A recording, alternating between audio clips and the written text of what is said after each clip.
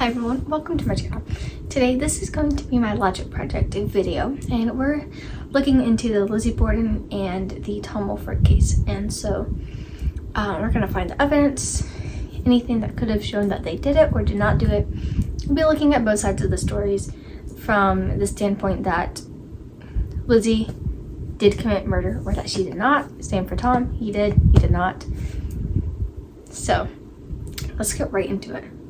I just wanted to say that I'm going to be talking about some murders, so that's your warning there. Talking about Tom Woolfolk. So Tom Woolfolk and his family lived in Bibb County, Macon, Georgia, off of Thomaston Road, in the Beaver Oaks neighborhood. Of course, it wasn't Beaver Oaks back then, because it was just such a long time ago. That was in the 1800s, late 1800s, but still in the 1800s.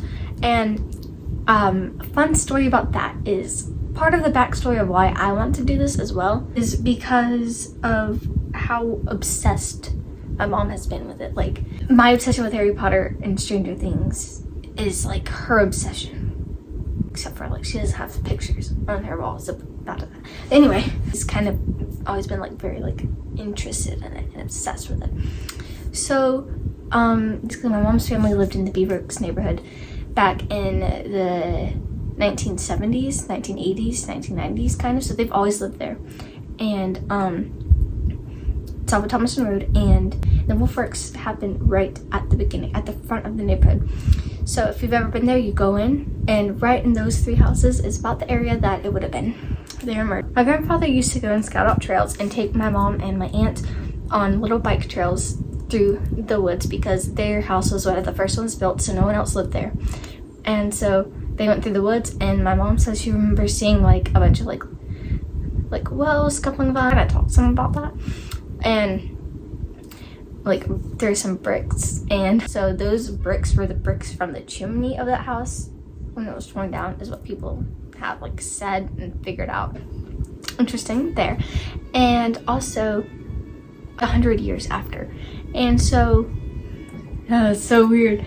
And so basically Tom Woolfolk's family, they didn't have a lot of money, so inheritance money. So let's look at the evidence. So why would he have done this? There are no clear motives, nothing clear at all about like what he did the previous week that would have suspected it, but there's a few things possibly that previous week that could have made him more suspicious. Well, he did nothing out of the ordinary from like what we've heard, not very much looked into as the Lizzie Borden case. However, there's several things that have happened that week, but people have thought that like maybe he wanted inheritance money, and he already had all the supplies at his house to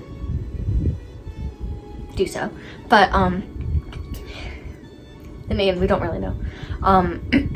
Also, I've just started coughing for a second, so I apologize so much if I sound like out of breath or anything. So yeah, no one really knows much about that, but also they thought that like maybe he wanted inheritance money. So inheritance money in Middle Georgia, there's not that much money, and like he came from like a not so rich family, so he wouldn't have had that much inheritance money. And so who all were murdered? Well, this is like a list of all the names, and their ages range from 84 to 18 months old. So like 84 years and 18 months. So it's a very large variety. And something that's quite odd, this kind of stuck out with me, is the fact that the 84-year-old who was murdered, Mrs. Temperance, was Tom's stepmother's great aunt. So if his father were to have died, then I highly doubt that she would have been anywhere in his will.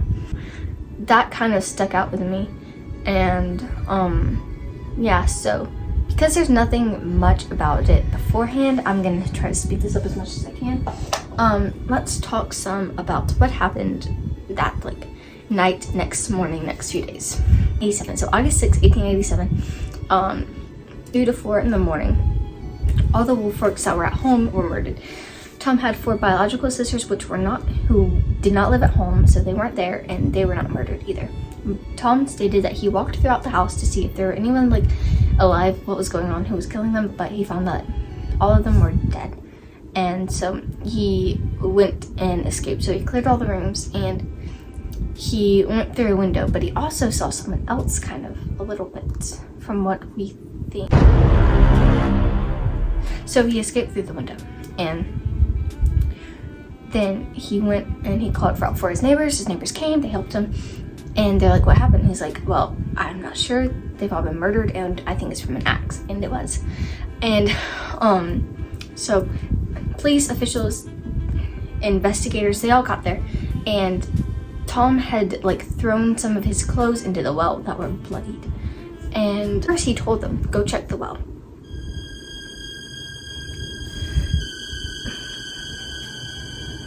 That's a good thing for evidence right there. So if he had done it, then why would he have told them to look in the well where the evidence would have been? Some of the evidence would have been in the well, his clothes. And so why would he have told them to look in the well? And they checked it and they found clothes, and they said like, oh, it was his. So some more evidence was that they found blood on his leg, like so. This is your foot, this is your leg, this is your knee, this is your upper leg. So it was like this on his leg. So he would have had to have like bent his hand around to get it how it was placed. But so they thought that maybe someone reached up, but he said that he was sick, and so like he put his hand. Double jointed people. There's also some, they said like behind his ear, I don't know, could have reached up, grabbed his ear, you know. So much stuff could have happened, and you don't know because of the two sides of the story. And the court, and after 12 minutes of being in the court, they decided to hang him, and big court figured out about that, and they said, no, that's not enough time to decide life or death, so you get another hearing. And he was like, yay. So one lasted 45 minutes, and then they still decided to hang him. So there's a lot of evidence that he did it, and there's also the evidence goes both ways. It goes that he did it and that he did not do it. And so there's a lot of evidence. And when he was in his jail cell, some of the prison guards had recorded that they heard him like praying to God for forgiveness. For forgiveness for what? I don't know. It could have been he knew he was gonna die, and he decided just to like pray for forgiveness, as we all would if we knew we were gonna die. You know, get yourself in the right place. Or he could have been praying for forgiveness for murdering his family. You'd want to be forgiven for that. Sisters who, like, you know, one of his sisters that did not live at home and was murdered, he sent a letter to her, and she never opened it. It could have been his confession. It could have been him saying, like, I know who did it. I saw him. Hi, how are you? I'm not doing great. But some people think that he was guilty. Some people think he was not. So what do you think? We're going to jump over really quickly to Fall River in Massachusetts, where the Lizzie Borden case has been investigated. This is 5 years later on, quickly happening within 5 years, within the same month kind of thing, you know. And so that week Lizzie had gone into her local little general store thing, you know, to go. Yeah, so she had bought that week I'm gonna put the name right here because I can't quite remember it, and if I did, I wouldn't know how to pronounce it. So it's like poison, but it's for animals. So like if a pet or a horse was like hurt really badly and wouldn't be better, then they'd give it to it, and it was their way of putting it down. And so it was their poison. But if a human had it, then they would just like get a little sick, a little stomachache. It wouldn't hurt them terribly unless they were like really like old and frail, then maybe. But yeah, so she had bought that, and they were upset about, and she was also kind of upset because her father had made her eat mutton broth for 3 days in a row, which mutton is like the meat from a lamb or sheep, same thing. Lamb just sounds cuter. And then he reportedly either chopped off or strangled her pigeons instead of just letting them go and live their life. For sure, it's a myth that he cut them off, but we know that he killed the pigeons, and that made her upset, which I would be upset too. And so there's a pear tree, and she decided to eat a pear in the barn, eating a pear, and she said she was going to go get a slab of iron when she heard weird noises coming from inside the house. So a slab of axe, iron, maybe, I'm not sure. Oh, well, maybe she was going fishing. She needed to wait for the hook to drop down, and then she reeled it back up and she catches the fish. And so she said she came in and she saw her father had been attacked, like murdered with an axe. And so she was like, okay, it's weird. So she called for help from the doctor, maybe he could save him. And she also called for help from the family like maid, and she wasn't scared. She was not. No, she was very like just stoic, and she'd always been that way her entire life. And you'd only know if she was angry. If she was sad, happy, whatever, she wouldn't like show it very much. Like she was just very. One time when she was younger, about a teenager, a dumbwaiter fell on her hands, and she just very like calmly told the people like, "Are you going to help me? I have a dumbwaiter on my hand." Like she was like, "When are you gonna help me?" I would not be that way. I would be like screaming my head off, like crying, like, "Please don't help me." But yeah. So she was very like, when everyone got there, a lot of people would come in. Some like the mistresses from town came to sit with her and like talk to her, and they hadn't found her stepmom. That's when it gets kind of odd, I feel like, because like Tom's stepmom was also murdered, and so was Lizzie's. So father was rich. So we'll get into that later. But she called for help, and they're like, "Oh, where's Mrs. Borden?" And she was like, and Lizzie like, she was like, "Oh, well, I don't know. Maybe you could check upstairs." And of course, Mrs. Borden was found upstairs, murdered as well. But I don't know. It's just really weird. Like, it just feels weird. Like, when she said, like, maybe she's upstairs, like, go check upstairs. Like, that was just like, she wouldn't tell them. I feel like if she had murdered them, she wouldn't have told them where to go, where to look, I feel like. But I don't know. So her father had money. Like when he died, he had about 80 bucks on him, which was equivalent to about $1,000 today. So it also been broken into quite a lot, so that's some evidence that she did not do it. And some of the ladies around town, I say ladies because I feel like women usually gossip, it could have been the men, but some of the ladies around town had said that they saw like some odd people around the Borden house before, like about the week before and earlier, kind of that day-ish. They saw a young man going around the Borden house, and he had like, he looked pale and like ziplining, like, you know, like he looked really like anxious and on edge. Could have been reasoning, but yeah, so that's evidence that she did not do it. Evidence that she did do it was Lizzie decided to burn a dress. That could have been the dress that she had used, that she'd been wearing when she murdered them, and she just burned it. During the trial, she burned a dress, and her sister Emma, "Don't do that. They're gonna think it was you." Like, burn evidence, then that's just not the greatest idea. But Lizzie had stated that she had been meaning to burn that dress for a while.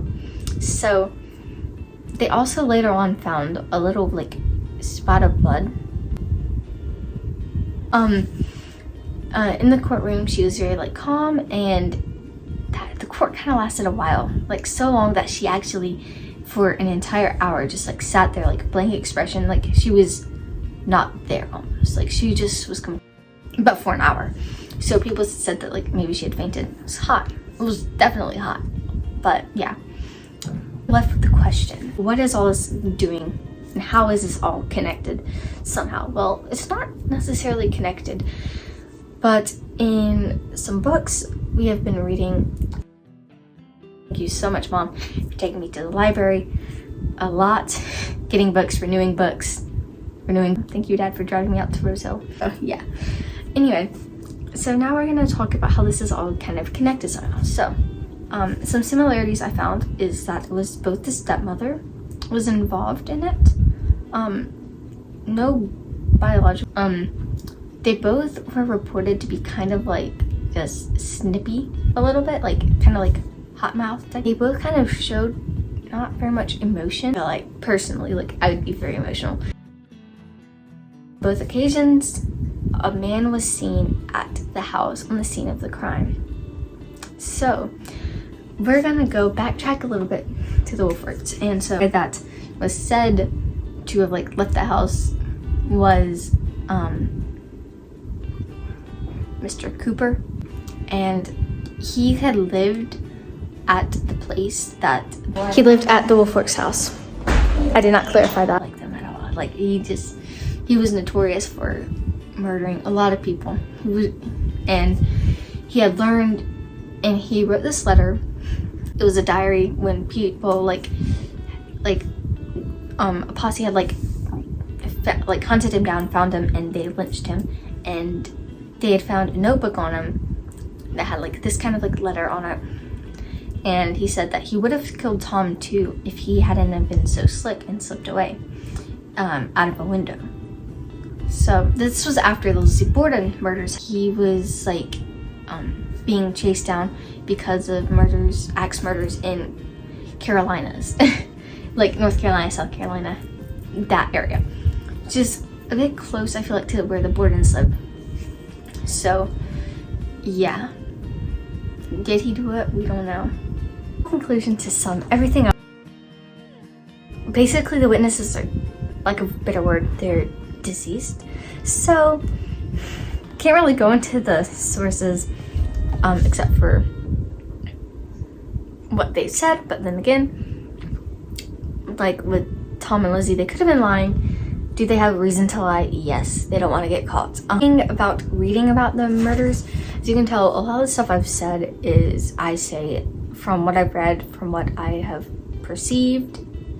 This information, no one truly genuinely knows who have read all these books about Lizzie Borden, Tom Woolfolk, anything about them. No one truly knows what happened on those days. And so that's why I have said I believed, because that's from what I've heard and what I have taken in, which is just our beliefs, our opinions, our interpretation. If something is possible does not mean that it is probable. So a lot of this stuff is possible. Anything could have happened. It could have been the same man, but is it probable? Okay, it is probable. Corroborating evidence is when you have witnesses that believe the same thing, and sadly, the thinking toolbox helps a decent amount with trying to figure this out. Circumstantial evidence, who has a reason to lie, different viewpoints, everything, except for the fact of the corroborating evidence and secondary and primary sources, because most of those people, yeah.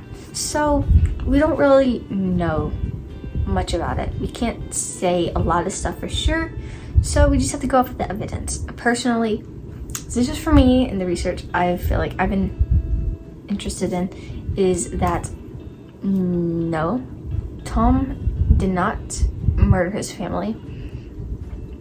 And for Lizzie, completely sure about that, because I do feel like she very well could have done it, just because of how like her anger had built up and her annoyance. And her father had also helped his wife's aunt in buying like her house back, because they're going to take it away from her, and he had a lot of money, but he didn't spend it a lot. Like he was saving it, being very smart. He bought a nice house, and that's all he basically like did with it. Like he bought the girls nice stuff when they were little so they could like be happy, but then it only grew and grew. And Lizzie was not upset because she and her sister Emma wanted a new house, and here he had bought their stepmother's aunt's house and for her, and they got nothing from it. And so it very well could have been her. The Lizzie Borden case I have to think more about, but Tom Woolfolk, personally speaking, I feel like he did not do it. So tell me what you think. Not all at once. Tell me what you think after looking into this. I tried so hard to make this go quickly, but so I'm gonna play a little bit of this of the Woolfolk graves at Rose Hill Cemetery. And anyway, so I want to thank Miss Melody so much for being an amazing teacher this year. I want to thank you all for being so like nice and kind and like fun, just a joy to be around. And like honestly, I feel very like confident in what I've chosen for my logic project for the end of the year. And I want to thank my parents for helping me to do this, because like without their money, without their car, without like the time that they've taken out of their day to take me to Rose Hill to go get it, the time My mom's taking out a lot of time going to the library, back and forth, renewing books, getting books, renewing books again. Just all this. So thank you so much, and to see you soon. Yes, you could say like this, like, oh well, da da da.